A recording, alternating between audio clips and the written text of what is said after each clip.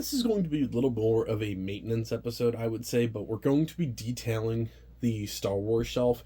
Now, obviously, we have the pirate set here, we have Stranger Things, those might rotate. They're definitely not going away, but they might switch locations just to make it a little bit easier to try and keep all of Star Wars kind of in one row. Eventually, this will most likely be Mandalorian / Bounty Hunter. I don't know if I'll be doing that today or not, but essentially I'll just be rotating some of these displays back and forth with some different ones between this room and then a couple of the displays in the other room. This entire dusty shelf is the Star Wars Black Series collection. I won't have enough room behind the scenes here to do all of those, but I would like to at least hang some of them in the background. I think I have enough of the little command strip hangers to do that. If not, I'll do the best I can and either run to the store or just do a little bit more in the next episode. Originally, I was going to start converting this to the Empire shelf, but then I realized I might as well clean up shop and kind of get a little bit more of that going. Of course, last time we worked on the Separatist shelf, which is all the way up here.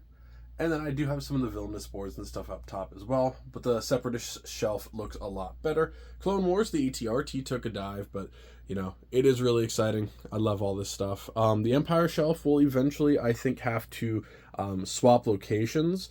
Now, I want the Empire, obviously, to be pretty much a high focal point. But if I'm putting the AT-AT and stuff in here eventually, I think that and the Separatist will have to be switched just because of the height difference of that set and the others. Eventually with the Rebels, I would have to move the castle display, but then that becomes really tough because then the castle display, ignore the headless dragon if you can see it on camera, is a large one. So that would definitely be a little bit tough. So expanding the Star Wars section is obviously really exciting, but it does take a lot of resources, especially having such a large display like the Battle of Geonosis. So I might swap a little bit of stuff here and there, but nothing's going away. It's just essentially going to be rotated and moved around. But I have to dust off a lot of these bad boys. Again, we're going to hang those up on the backdrop here. So basically my plan is kind of like in the backdrop, have Star Wars Black Series for each little theme. I don't want to overdo it because you don't want to put too much in the background, but I think one or two here or there. I also have a lot of the Star Wars Hot Wheels, ignore the dust, that I would like to kind of put around. So they just add a little bit of a backdrop, and that way it's not only Lego, it's a little bit of Hot Wheels, Star Wars, Black Series, Legos. It's a little bit of everything. So I'm definitely excited to finally clean this stuff up and get a little bit nicer. The Stranger Things display, I think, will be moving. This was always a temporary spot. I just really wanted to get that movie or that video out for the launch. Now, the new 4-pack just got announced as well. So I have no idea where on earth I'm going to be putting that. I'm going to have to switch some things around. But I really do like how that display turned out. It's just most likely going to be going somewhere else where it's not a huge, in the Star Wars area. Same thing with the pirate set here.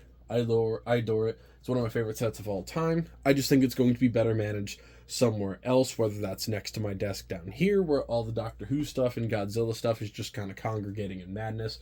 I don't know, but we're going to do a little bit of renovations to do that. I'm also going to be making this into the, like I said, the Empire set shelf, just like I did up here where it's like the small clones, the small Separatists and stuff like that.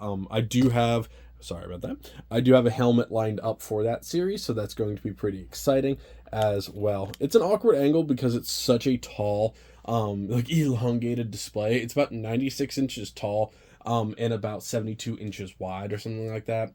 Plus we have the little add-ons that I did. Then obviously we go to the streaming setup. But yeah, I'm excited. I think it's going to turn out pretty nice. I'm excited just to get them kind of put in. Now I know I'm not going to have space for all of them just because I have too many Black Series sets just sitting around. But I'm going to put as many as I can and just try and expand it a little bit for the display. So thank you guys so much for joining me. Remember to like, comment, subscribe, share the video, the whole 9 yards. You can follow me on TikTok, Instagram, Bricked, Facebook, the whole 9 yards. I'll have everything linked in the description below. If you're interested in picking up pretty much any of the sets that you see that are still being sold, obviously the retired sets like the Gunship, the Geonos and Starfighter and stuff like that do not count, but I do have a link to my Amazon store as well. It does help support the channel at the exact same time, and I'll see you guys at the end of the video.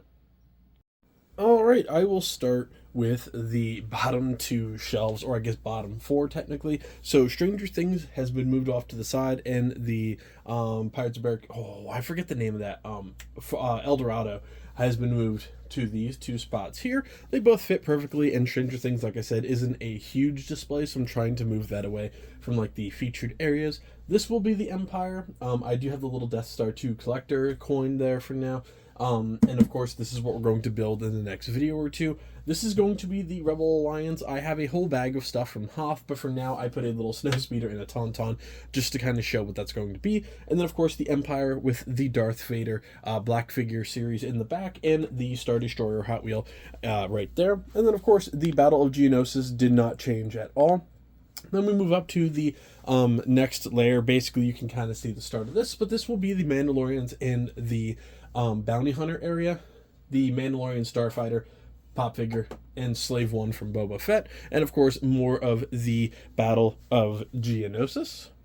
The hardest area to get to is going to be, of course, all the way up here. I have a couple more Black Series figures that I want to put out, but I'm going to try and see how well I can kind of navigate that whole setup. I don't want to fill it in too much, but I think I am going to line the entire backdrop. We have the 501st Commander Bly, Ahsoka, and the 13th Battalion Rocket Trooper, as well as the Gunship Hot Wheel, and over here a really cool one, which is the Airborne Trooper, the 30th edition, or 30th Anniversary edition.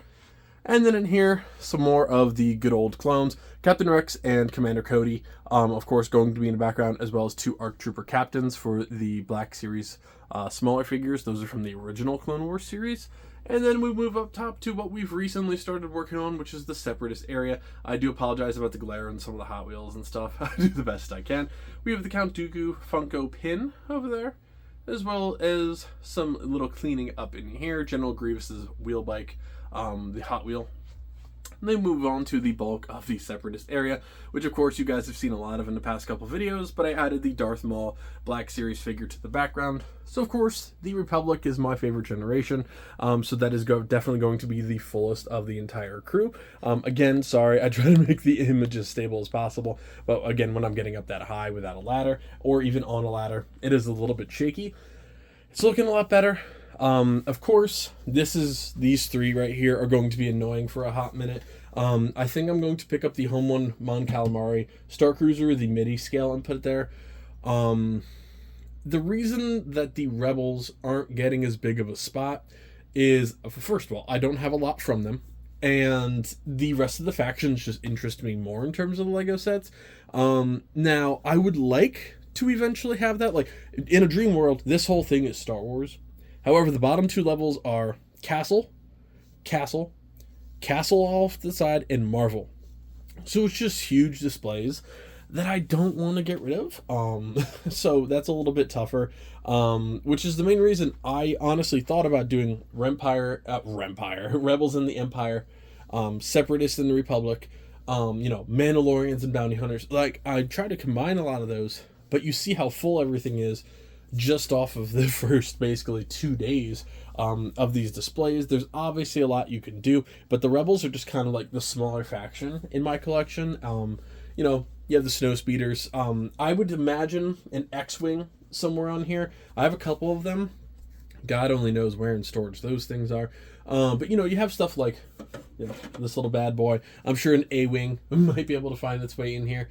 And of course, I do have more ships all the way up top. However, it's a little bit harder to get to. I have a couple Jedi Starfighters that are just kind of sitting up there, but I don't want to overwhelm everything. And again, I could have a whole Jedi shelf, which would honestly be better than Clones and Republic and the Jedi all being in one area. But it happens, I only have so much room, and I'm trying not to take away a lot of other displays. The reason Star Wars you can at least get away with this is there is so much you can add, just minifigures here and there. And of course, I have the minifigures all the way off to the side as well. A little bit of a less organized area right now. But yeah, of course we have that bad boy as well. I have a frame behind the city, which you probably haven't seen in a while, which is a bunch of my Rebels and a bunch of my Empire minifigures. I have all the Mandalorian ones sitting off to the side, so I am going to try and get those situated here pretty soon. Of course, Jango Fett's ship is most likely going to go there. I have the Mandalorian's N1 Naboo starfighter as well, but I would much prefer Jango Fett's starship or Boba Fett's Slave One, or even both of them, kind of like as a mirrored image. I think would look pretty cool, and then just surround it with minifigures. The Mandalorian starfighter is also very beat up. I literally grabbed it out of a bag and just tossed it up there for now, so it would look a little bit nicer for the video.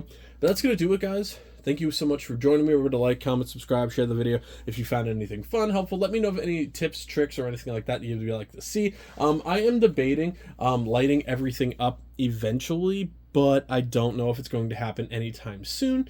I would like to light up a couple of the sets beyond just this. I'm still working out where to wire this stuff.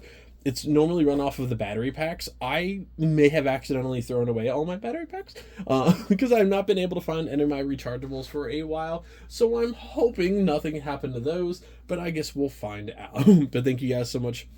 Remember, you can follow me on Instagram, Facebook, TikTok, Bricked, the whole 9 yards. Again, if you're interested in any of the sets, lighting kits, or anything like that, I'll have most of them linked in the description below as well. And I'll see you guys next time. Happy building, everybody.